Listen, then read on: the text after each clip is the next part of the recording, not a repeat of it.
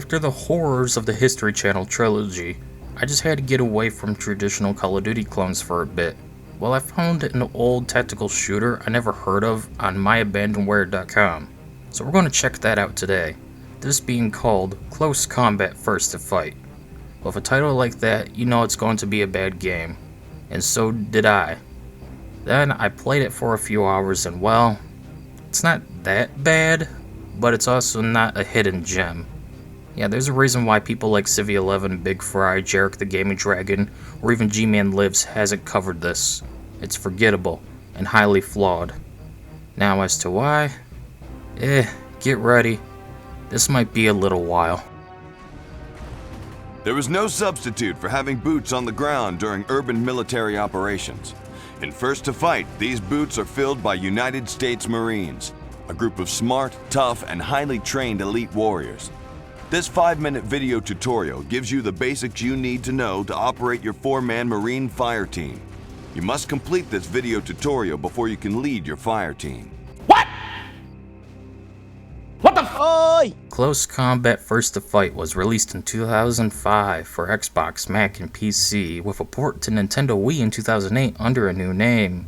It was developed by Destineer Studios and published by Take-Two Interactive. It's a tactical squad-based first-person shooter that was made with the insight of actual Marines to be authentic as possible, with the way soldiers act and weapons, as well as commands work too. With issuing commands to your squadmates to suppress and clear rooms, call in corpsmen to take care of wounded soldiers out of action or take away any tied-up terrorists you got to surrender, even calling in snipers and air support to bombard tanks, APCs, and entire buildings as well. Just take all my money! Oh, not this soon! Not this soon! Ah! The plot is, you're a Marine squad fighting in Beirut, Lebanon. There's a terrorist group that you must neutralize across several missions, with the Lebanese Prime Minister coming down sick. Various groups decide it's time to take control of the country, such as Syria and Iran, who begin supplying local militants with weapons. These factions are the militia, who are former Lebanese soldiers supported by Iran, the Syrian army, the Iranian special forces, and the Atash movement. You'll face these groups over several missions as you attempt to capture or kill their leaders. How you approach each mission is up to you. I'm skeptical that you could, yet intrigued that you may. The controls are not that good. I mean, you'd think by default things at this point would be better laid out in 2005, but nope, it's one of those extremely early 2000s FPS games in terms of controls. Just look at the image on screen and tell me, how is this a good setup? Now I know we can rebind, but I don't like to do that. A game should just, by default, be good. I should not have to intervene to make the game better. That's the developer's job that we pay them good money for to do. Hard to argue with that. By default, everything is very clunky, and I kept screwing up as I played even a few hours in, because my mind is programmed to use normal FPS controls and not obsolete ones. Thankfully, there's no grenade button to blow yourself up with.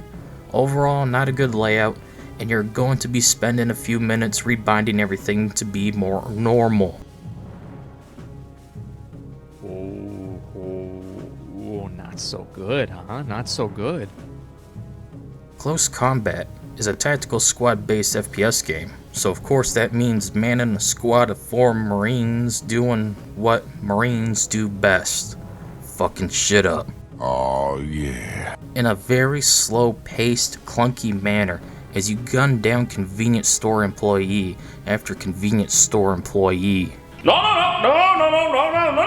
Having each member of your squad move in a certain manner while positioning themselves according to their assigned post with authentic Marine training, as real-world soldiers were brought in to make this game realistic as possible.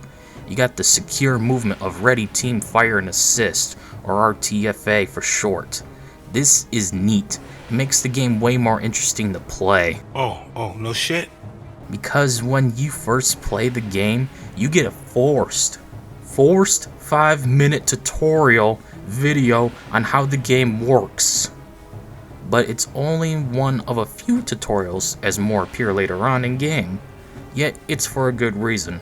They're necessary. This isn't Medal of Honor or Call of Duty. This is the real deal, where every millisecond counts. If you're not able to react fast enough to have trigger discipline, you will fail your mission. Issuing commands for your whole squad or individually to offer cover and suppression fire, or to man a gun, to hold position or follow you, while they will dynamically do their own things as well. More on that later. But I want it now! If you've ever played Rainbow Six or SWAT, then you know what it's like to clear rooms. You huddle around a door and issue a frag and clear or storm and clear. This is a good way to avoid walking into traps if you rather just not open a door and get turned into a Corleone when they get near a toll booth. Frag and take down. We're good to go! Go, go, go! Eliminated!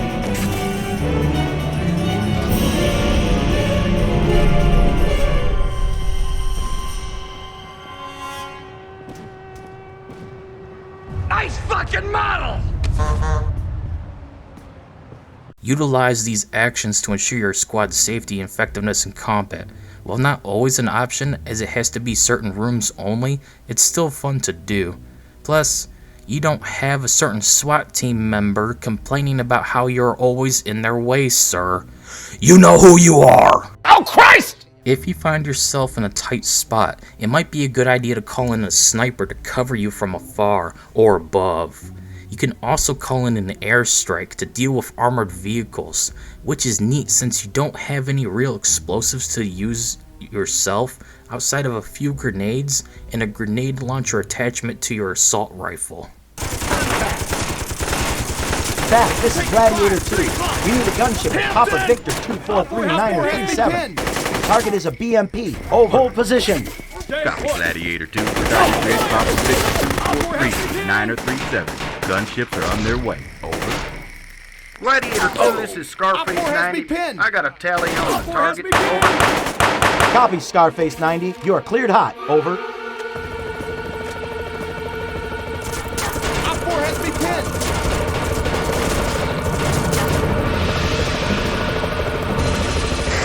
Gladiator 2, secure entry to the row houses.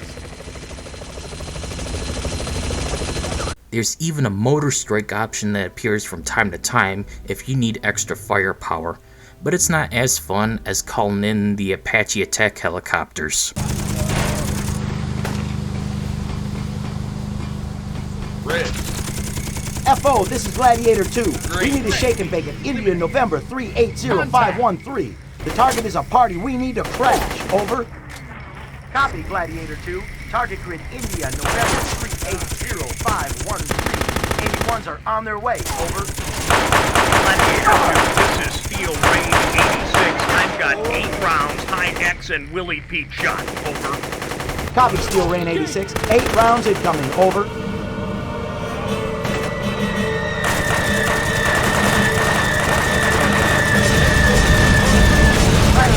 Solid hit, over.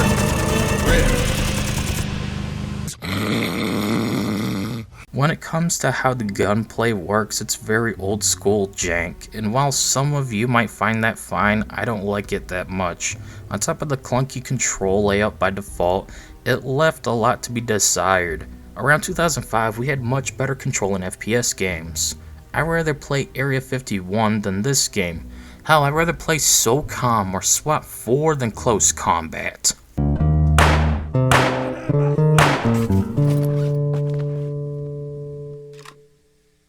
But I also get that's part of the problem with tactical shooters.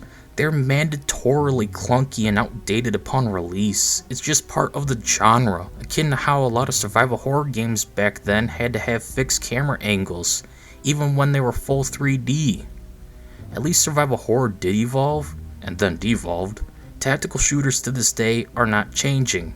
Much like Bart Simpson or Pikachu, they'll always remain the same. Green battalion.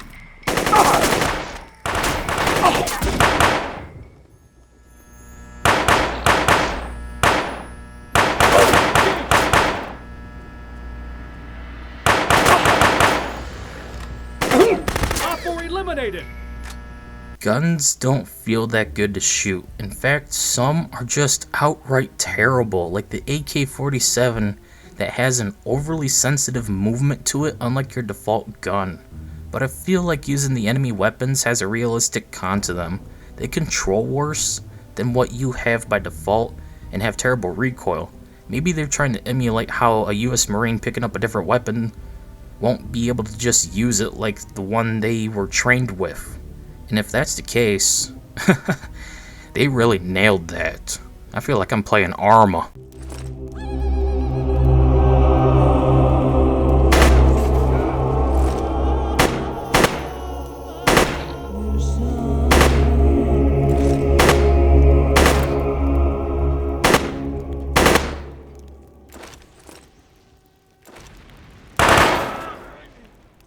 You kidding me? You also only have a tiny arsenal of firearms you get to use. For some reason, your squad doesn't get any other weapon outside of their standard rifles. One has the SAW, the other two have M4A1s, and you have an M16A4 with grenade launcher attachment option. You don't get a handgun at all. Why? You think a soldier would have a backup piece. It's faster to switch to your sidearm than it is to reload is a meme for a reason, right? Everyone knows it's true. So why do these Marines only get a small amount of ammo and a single gun? Makes no sense. Yeah. You can, however, pick up and use one of various weapons from enemies that drop guns when you kill them or wound them or make them surrender. You got the AK-47, RPK, and a handgun that I can't remember the name of, nor can I find it in my recordings, even though I did use it at one point. But whatever, yeah, so about 4 guns total, with one being your primary. Yep, that's all you get in this game.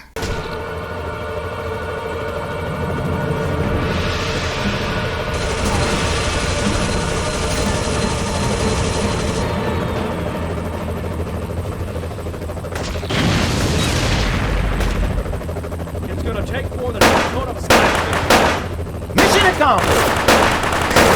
Mission complete, Gladiator 2. Ever play any Rainbow Six, SOCOM, or SWAT game? Well, yes. If so, you know what I mean when I say, yep, this game controls and moves like a tactical shooter. It's very dated in your movement on top of the gunplay. At first, I was not having any fun because of the way you moved, and especially how slow it was. It's just so bad. But as you progress, you'll get more used to the movement, and there's a lot more action as time goes on.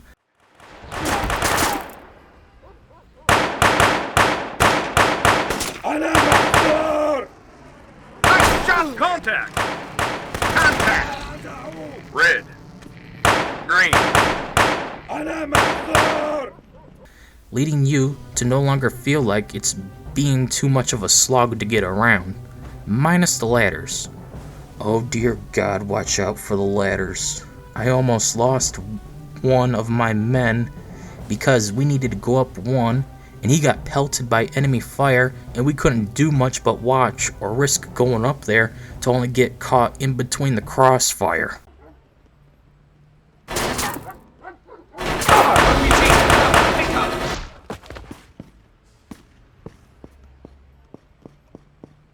Man that 50 cal. Moving into position. Taking fire! Green, launch! Take Red. RPG! Cover! Take cover! Contact! What the? Tactical! We're taking fire! EMP! Taking fire! Back, this is Gladiator 2. We need a gunship at Papa Victor 243937. Target is a BMP. Hold position. Well, that went better than expected. Every level is linear, however, and rather short. Sometimes I get caught off guard by moving forward to only hit a loading screen into the next one. Must be taking a page out of Valve's book on bullshit. God, I hated that in Half-Life games.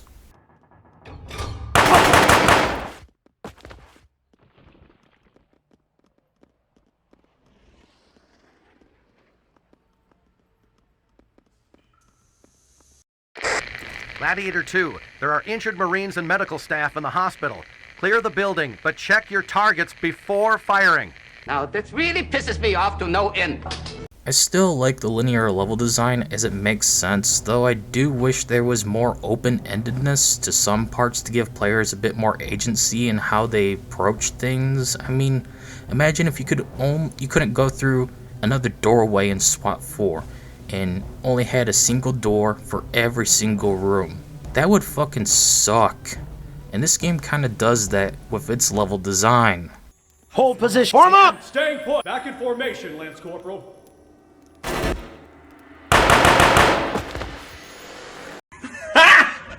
Got him! There was barely any moments where I could take a secondary route, let alone barely any offshoots to get supplies or find an Easter egg or something, you know? Like if I could go down a hallway and there's 3 ways to go and I go down a different route, let me find a gun or health or even get ambushed by enemies at the least. Just let me explore a bit more, you know? No. There's also ladders around a lot of levels. These usually are mandatory to climb to get around, though sometimes the fall is so short I just cheese it and hope I don't take fall damage. I'm not even sure if it's a thing, as I never risked it. But yeah, ladders fucking suck. You'd be fighting the controls, and sometimes my camera would bug out when climbing the damn ladders.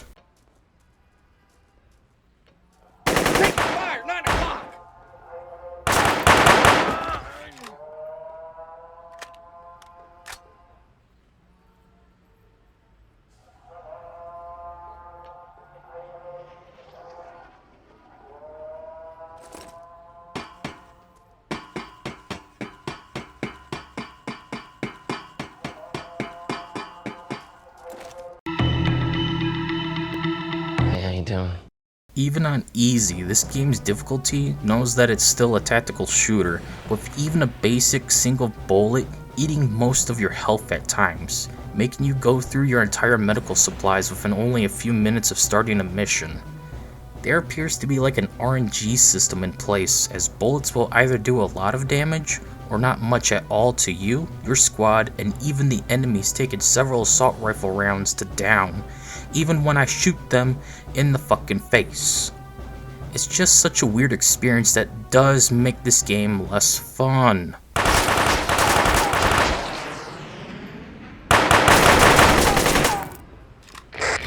Gladiator 2, clear all militants from the computer shop.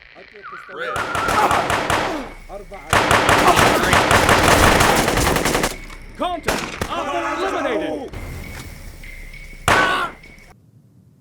But what makes a first-person shooter less fun above all else? Simple. Those motherfucking rocket launcher spamming sons of a bitches that every motherfucking FPS game just have to fucking have. Fuck off.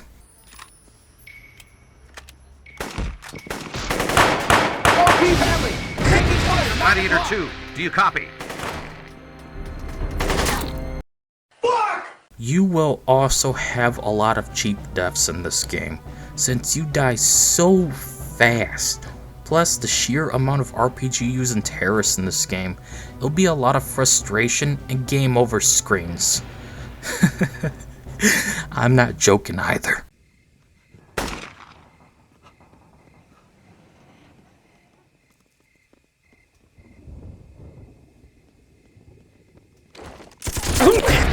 Gladiator 2, do you copy?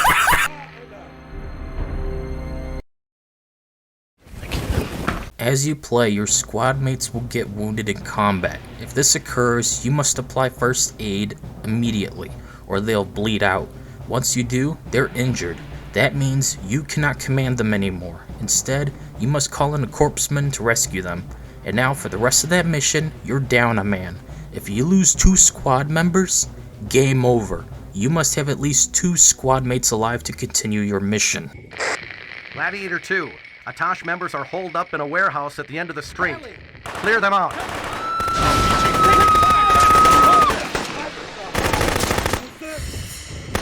We're taking fire! 9 o'clock!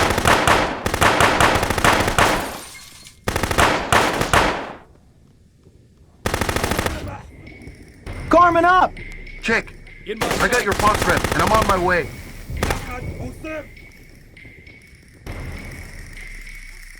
Thanks. Gladiator 2, finish clearing the Atash compound. I've got him. I'll take it from here. Target. Now, don't worry, you can still keep playing because once you complete a level, you'll get a new squad mate that needs to be trained. It's a neat system, and if I remember SOCOM and Conflict series, they also did this. So the game can be played through still, but the problem is, just like those games, you're just generic soldiers. There's no unique characters or villains of non-coin plot that expands as you play. There's just no real narrative outside of the basic synopsis told to you at the beginning of the game. So you'll never really care for your squad mates. Just like in Arma, who cares if generic soldier 1259763940367894379 dies? He'll just be replaced, and that's a bummer. Neg. But hey, outside of everyone being generic, the AI itself is more interesting.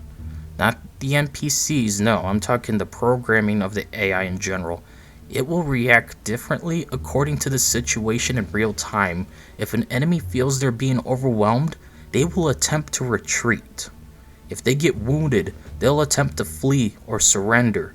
If you take out one of the terrorist group's soldiers when trying to capture their leader, he will surrender to you as he realizes there's no way out of this. That is such a neat detail in an older video game.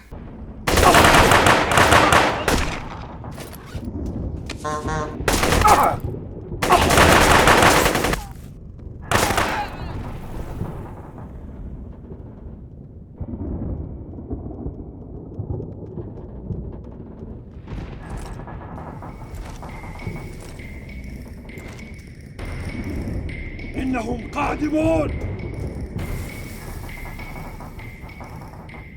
Secure. I'm on it. Abdullah bin Katan secured. Gladiator 2, take out the command post the Iranians set up in front of the university. Your squad is no different, as they'll move in different directions depending on what's going on. You don't really need to command them that much. Your Marines will now stack in front of the entrance. They're waiting for you to issue the go command. Now's a good time to figure out where you want to stand. Just pick a place, in the front, in the middle, or in the back. Don't worry, your Marines are a whole lot smarter than you. Just pick a spot and they'll adjust to you. I was completely caught off guard at how little I needed to babysit them. It's funny to think that a 2005 game has better AI than majority of games today. Even modern FPS games don't feature dynamic AI like this. Not even Arma Reforger. Oh, we get it. Move on. The game is also rather short, with a total of 6 missions or so that span over several levels within. One of which has 5 levels instead of maybe 3 or 4. Yet that's not a bad thing because of this game's gameplay loop becomes very tiresome after a while. Just going around shooting the same model terrorists using the same single rifle or AK-47, getting killed in less than 1 second around every corner, things just become boring after a while. I'd rather have had this game end after 4 missions max. It overstays its welcome, and that's never a good thing. Never make your game longer than it needs to be. I'm looking at you, Ubisoft. I'm in danger! Yes, you are. By the time I got to mission 4, things became really bad. Because you have to watch out for tons of civilians and wounded Marines.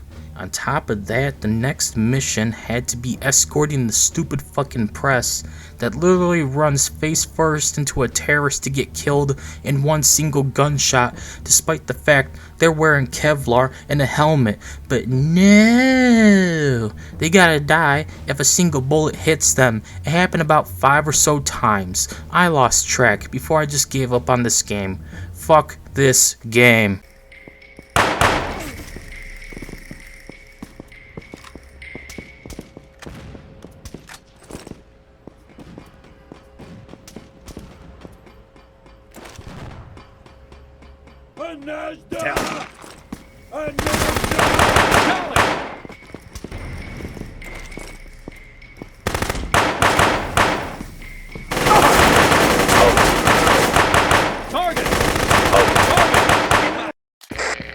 Gladiator 2, we have a CH-46C Knight en route to pick up the reporters and give you a lift. Good for you. Good for you. The PC port is bare bones, with no support for 16:9 in the menus. But during gameplay, it looks fine. So in the menus, it's stretched and looks awful. You'll also need fan patches to even get this thing to run on modern hardware. Thankfully, myabandonware.com has a repack available to download. Just unpack it and it's good to go. Now you can play the game. Otherwise, it will not run on Windows 10, let alone probably Windows 11. Then again, nothing really runs on Windows 11 to this day. You need patches to even get Skyrim or The Witcher 3 to run on Windows 11. It's just that bad. No wonder why people are not jumping off the Titanic that is Windows 10, as it dies this year in 2025. Let alone are switching to Linux, or going back to consoles. Like, Jesus fucking Christ, dude. Imagine being so bad, people rather go back to the peasant lifestyle on console than use your Windows 11 operating system.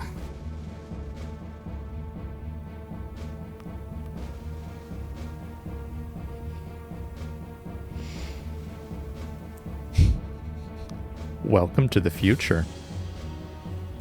Anyways, operating system rants aside, hey, at least I wasn't trying to convert you to Linux for the millionth time like some ordinary gamers. I only encountered one area of performance problems. It was when we had to protect Humvees that were evacuating wounded Marines from the war zone. And yeah, it was pretty bad, but it went away after a bit, and that was the only time I ever had a Bethesda experience with this game. So overall, the port is just okay.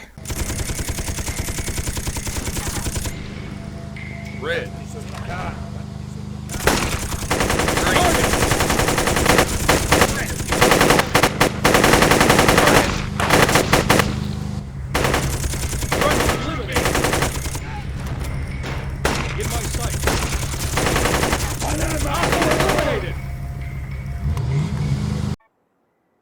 What the hell was that?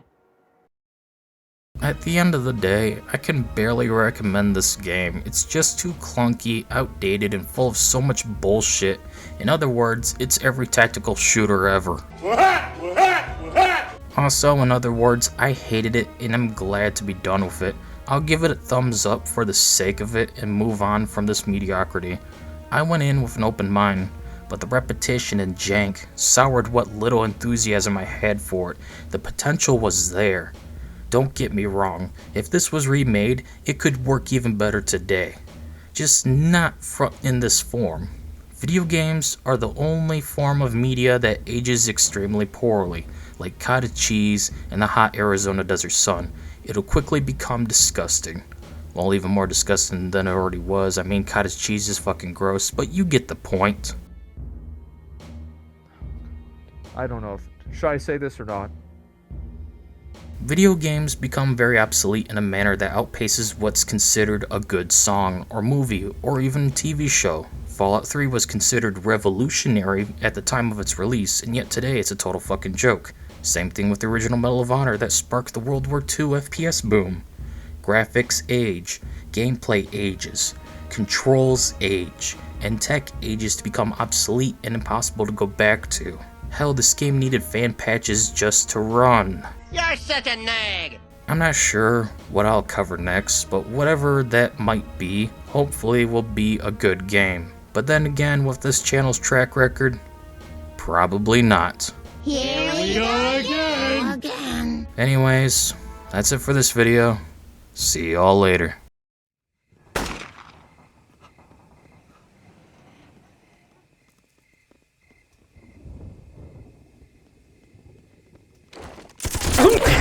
Gladiator 2, you